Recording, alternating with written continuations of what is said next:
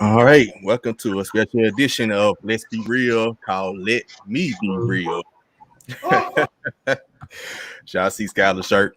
Y'all know what it's about today, man. Y'all It's see the the only title. thing it can be about today. It's the only thing. It's the only sports news that's relevant right Yep, Facts. now. yep. So let's go and get right to it. Memphis Tigers. Emoni Bates signed number one player for next year's class, but he reclassified for this year. Don't know quite the new rankings with him being included in this year's class. I don't know. Do one of y'all know? I I don't think know I if they saw did it. 3. He was top 4. I think he was like top 3 for next year's class or this year's class. Can't remember. I think it was next year's because he was originally in 2022. Yeah, I know. And Next then year they he was number one. reclassified. Yeah. So Cool. But man, just get to it, man. What was y'all reaction to the signing on yesterday? Well, initial thoughts was I was shocked. I was washing dishes at the time that he announced. We know, we know. But I was washing dishes and like when it was announced because news had broken earlier, or his dad and himself had broken news that they were going to announce Friday. So I'm like casually washing dishes, and I'm like, what's this Bleacher Report, notification that I'm getting? And it was, of course, that he had signed to Memphis. So I was initially just like shocked because the whole timing, the whole movement of when he was going to announce, but. Again, it's great news. It's probably, like I said, like we just talked about, like it's the most relevant news right now. I know football season, college football is starting up this week, but like there's so much constant talk, constant chatter about what Penny Hardaway is doing, with additions of his coaching staff, and then now with Emoni Bates and Jalen Duren. Like it's constant news, so it's good and refreshing. We know, Evil. I know you're excited. It's good. It's good and refreshing to constantly, see news about your alma mater for like when it comes to basketball. So it's great news. well, before Bleacher Report and ESPN and all these avenues announced it, I actually saw it on Twitter and didn't want to believe it. So I'm with Skylar. I was shocked as well. I saw the Shams tweet that Emoni Base committed. I saw the picture. Someone screenshotted Money Bases live with him with the Memphis hat on. So I'm like, oh, this is real. Like this is real. And then eventually all the avenues came with the announcement, man. But it's amazing how far Memphis has come within the last 4 years, man. We went from barely being able to get people in the FedEx Forum to now arguably having, well, we do have the top recruiting class in the nation, top freshman class in the nation. Probably going to be in the preseason top 10 once again. And I'm excited, man. If I hadn't said it enough, I'm super excited for this game, for this upcoming season. Unfortunately, I wouldn't be able to get season tickets, but I'm definitely looking to go to some games. I'm declaring right now I will be in the house at Bridgestone Arena for the final matchup between Memphis and Tennessee. At this point, I said it once. I'm gonna say it plenty of times. Roll the ball out. Let's get it because this season is gonna be magical. I can see it. You can see it and I can feel it, bro. Like I was actually playing 2K once I got the notification going. So y'all know me. I'm online. Hey y'all, we back. that's all I kept saying. It's like we back. Memphis Tigers basketball is back. We out here looking like a Kentucky team. Shout out to Calipari. Hey, if we play them, we definitely gonna beat them this year. Like, just it's a good feeling to be a Memphis Tigers fan right now. And for us to get someone arguably that may be the number one player in next year's draft if he decides to go to the NBA, it's beautiful, and especially having the coaching staff that we got. Penny is literally putting all his chips in to this season. I mean, we saw that with the Orlando Magic coaching gig and opportunity, right? And that resulted in them waking up and getting Larry Brown, and then we got Rasheed Wallace next to him. So it's like Penny's like, I'm here, let's go. And if you're a Tigers fan, if you're not behind this team, you might as well move out of Memphis or something like that because it's about to go down this year, for real. Yep, it's definitely about to go down. But I think I was in kickboxing class. I just came and looked at my notifications, and all of a sudden, saying on the base sign with Memphis. And Honestly, that kickboxing ain't nothing to play with, bro. Yeah, nah. Kickboxing nothing to play with. That was my first time back in like a month too. Oh yeah, you took all of that. I'm sure. Did you stretch? Yeah. Yep. Okay, good. Yeah, Smart been man. stretching this Smart week. man. Yes, sir. Smart man. So I got through it pretty well. But yeah, I came back, saw the notifications. Of course, everything broke yesterday morning with his dad and the whole Instagram thing. And Memphis fans being Memphis fans on throughout Twitter the whole day arguing, mad at his dad, talking about some fans talking about they don't even want him Monday base no more. Stop the cap. I bet they were excited after he signed. So hey, he signed. I kind of had a feeling that it was still meant for him to sign yesterday. His dad just got mad because somebody leaked it and he wanted to be and act like it's gonna be Friday and just wanted to do a surprise. So here we go. Surprise. So still came anyway. So man, exciting times for the city. I can't wait for the season. And next we about to get into the actual roster and the starting lineup. So what is Can I ask y'all a question real quick, Shark, before we move on? Yeah, what's up? Is that going to be a thing for these media people to go into public knowledge and bring out the fact that some students are there? Like we got to talk about that if we're being real about some shit. You took away my that was a topic for Sunday. Sunday, no, we got that was our real talk segment Sunday. Okay.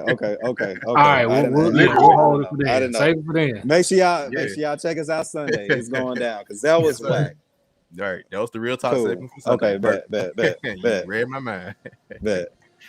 But yeah, let's get into the starting lineup. So that's definitely starting lineups rotation period. So giving you your starters and how you think the rotation plays out. Y'all know Penny likes to play 18 people, so let's I think it's gonna. I mean, with the amount of talent on this roster, it wouldn't be.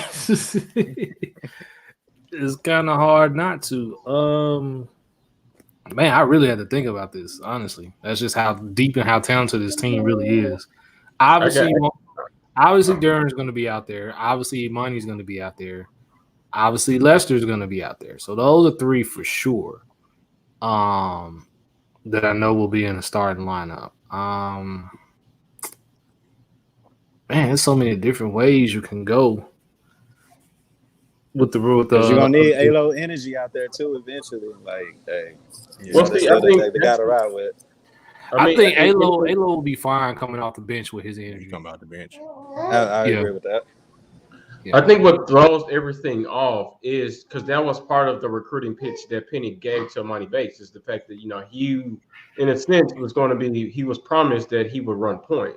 So again, I know that was something we talked about on this podcast before. Can he run point? I mean, apparently, if Penny Hardaway is promising that he can run point, that's something that I don't. Yeah. Oh, to that point, he told DJ Jeffries he can run point too. Yeah, but like I said, I think I was questioning about it because when you watch his tape, that you don't see that. You see nothing but scoring. So I think that's what initially throws all this off. Right. Because pre Emoni Bates, if you knew he was coming, you would probably slide him at the 3 or maybe even the 4. So with him being promised that he's going to run point, so now I would think to answer the question, I would say it's Emoni Bates, Lester, which I'm really, really excited to see what he looks like this year because there's been a lot of tape on Twitter just from him, looking bigger, shooting. He's playing with a nice little swag this upcoming year, so I'm definitely excited to see him. I think Nolly is going to start. I think Landers will be 3. DeAndre, I forgot about Landers, and then you got to throw DeAndre in there. So DeAndre, and then Jalen Duran is at the 5. I think that's the one that everybody is speculating is the 5 is going to be. But I think if you want to go, I'm rolling with my best 5. Then that's your best 5. I would have, honest opinion, I would put Landers on the bench. Honestly, that's what I would do. But For who? I would probably put Lawson. I would put one of the Lawsons right. Lawson. One of the Lawsons, Because if you really want to talk about length, like defensively, like that lineup is going to be an issue. Hey, you're going to get scoring. Can I throw out mine? Why not just have Landers come off the bench with the scoring? What's up, too? Can I throw out mine? What's up? Go ahead, too. For this, but I got a method to my madness. So the Alien Brozo. Durant at the center, Williams power forward. We're gonna put Bates at small forward. Lester Quinones at shooting guard, and Alo at point guard. The reason I Oh, say that is Oh, because here you go. we knew with you were Halo. saying We that. really gonna call Halo, bro. I thought you were actually about to surprise us. nah. We I really ain't thought surprised, when but you you was know gonna what? come with something. We knew you was No, gonna put Halo what? in the No, starting five. I'm just saying. Eventually, I think what's going to happen is that Emoni Bates will eventually move over to the starting point guard. But I think starting out the season, you're going to need some kind of consistent stability to get the freshmen going. That's something that I believe in. And then once they get going, it's like, all right, Penny, let's see that lineup that you're going to get to. And we're going to put Alo off the bench, have Alo come off the bench and then do his thing. And we're going to see eventually the best lineup by the end of the season. Because y'all right. We saw 50,000 lineups coming from Coach Hardaway. And at the end of the season, we got to have some kind of lineup. But I think starting off the season, you got to start the old man Alo. He ain't a baby tiger. I don't mind Penny playing 10. It's just you need to make sure that come tournament time, like this is the 10 guys you're gonna ride with. Like you can't just be subbing in and out in droves. Like last season, we probably wouldn't have made that statement. We probably say we'll shrink it down to 8, possibly 9. But like this team here can go 10 deep, but it's just like what I said previously is for Penny, he's gonna have to figure out who's gonna be the 10 that he's gonna ride out with come tournament time. I say 7 maybe or less 8. than that. Yeah, I maybe less than that. was gonna say 7 or 8. I mean, 7 or 8. I mean, I'm with it. Let me roll off these names that we got on this team. It's That's true too. That's true too. For one, Lester can play point guard. He played him with some last year, so I think that's why everybody still got him penciled in. Like, I really think Lester is going to be more the point guard, but you can have different people bring the ball to the court. I need Lester at the 2 because this is a big year for him. Like, Burke can damn near be in the NBA at the end of next season. Like, this is a legit big year for him. I need him at the 2. And another name is Earl Timberlake. Remember, he's the actual. I mean, you look at I think someone posted draft prospects for next year before Emoni Bates signed. Earl Timberlake was number 23 on the list. So that's another player you can plug in the starting lineup, maybe in place of Landers, like Moscato was saying, bring Landers out the bench as a scorer. So, I mean, you got those six players. You got Alo 7, Jonathan Lawson 8, Chandler Lawson, Malcolm Dandridge is still on the roster. Josh Minot, who's supposed to be really top recruit. We clearly forgot we had Josh Minot, who was a top recruit in the nation, who I saw play personally, who's actually really, really good. So the fact, got the big guy, the other big guy, Sam Anu, got Tyler Harris to transfer back. Then of course, he's gonna try and find a way to play Jaden Hardaway somewhere. Just keep it a buck, man. Well, I will say this. He started to play a little bit better towards the end of the season. I will grant him. He did, but look at he did. Who should he play over? I will park him on the end of the bench. I can't name a single person that he should be playing. I will park him on the end of the bench next to Tyler because I don't even see how Tyler's gonna get on the floor. I don't either. He about to play about 14 people. We're gonna play 5-5-5. So being straight fives. Yeah. You guys say Memphis so low. Yep, easy to forget. Guys. Exactly. I clearly Josh Minot was one of them, but I clearly forgot. And I've seen him, which is even worse. And I'm not sure if anybody's mentioned John Camden. He's part of this recruiting class too. There we go. There he is. He can shoot. He can shoot the cover off the ball. I promise you that. So he hadn't even gotten talked about. That's 15 guys, bro, right there. Literally. That's 15. And all of them can play. So basically, by tournament time, shrinking in half. Let's go. Shrinking in half about 7 or 8 at the most. Well, so I think what you would want in a perfect world, I think what you would want to happen so that you at least can pacify everybody is you would think, because their non-conference schedule isn't the hardest of schedules. I think like St. Louis is on there, West Virginia is on there. The Alabama game is going to be good.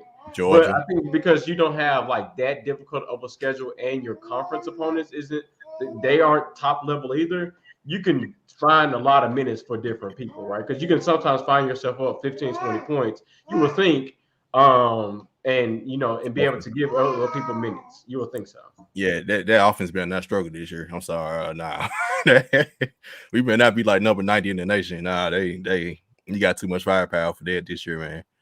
But move forward and what we were just slick talking about, expectations for the season, just initially off the bat with this signing, and now with this squad that we just named. What is your expectations? Is it championship a buzz? Is it second weekend? Is it just make the tournament because we hadn't been there since we were at the University of Memphis, 2013, 14?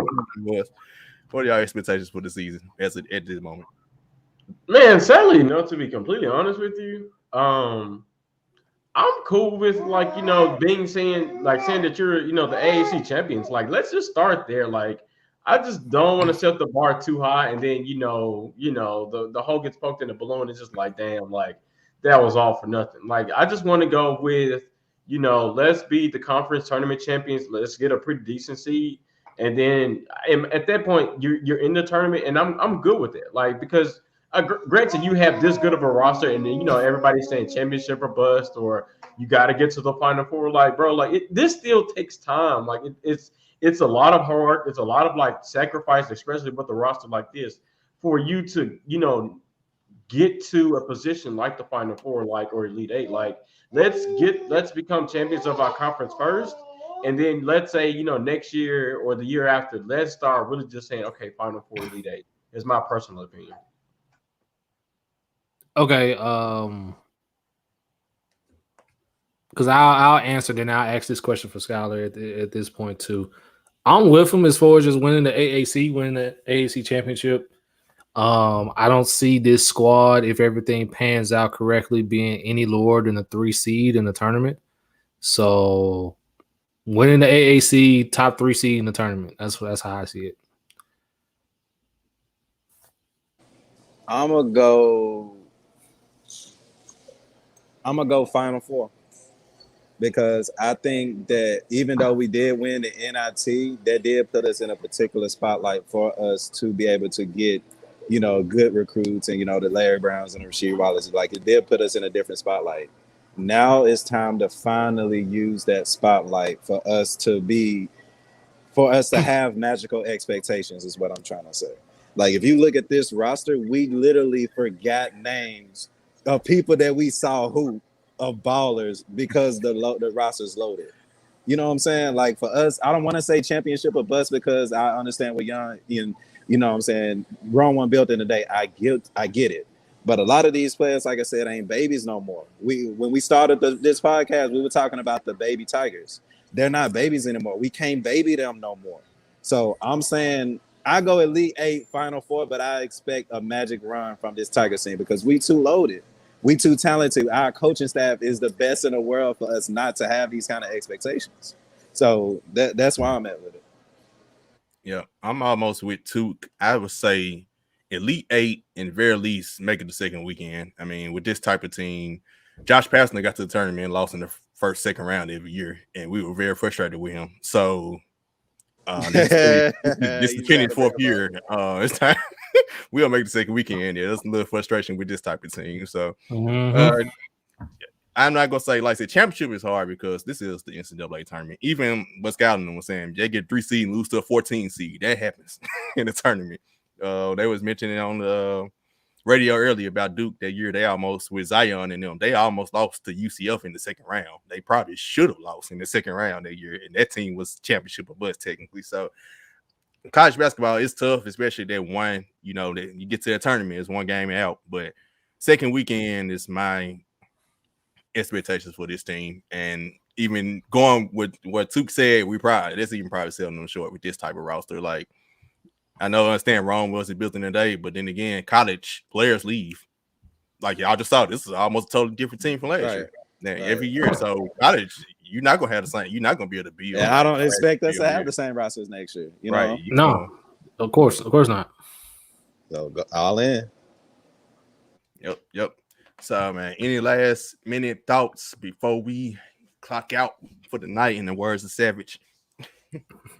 No, I think to kind of cap off what the discussion, like, I think what Took said is legit. Like, the seniority that they have on this team, like the players that's been here for 2 or 3 years, like, I think that's very important to a title run. Like again, they don't have the experience to say they've been in the tournament for years, but they at least have experience of playing on the road, playing in hostile environments. So I think that's going to be really key to the young talent that they have. I think we have enough balance to legit get to the an Elite Eight Final Four. But I think I'm just cool with like saying that we at least got to the tournament. Like it hadn't happened in a long time.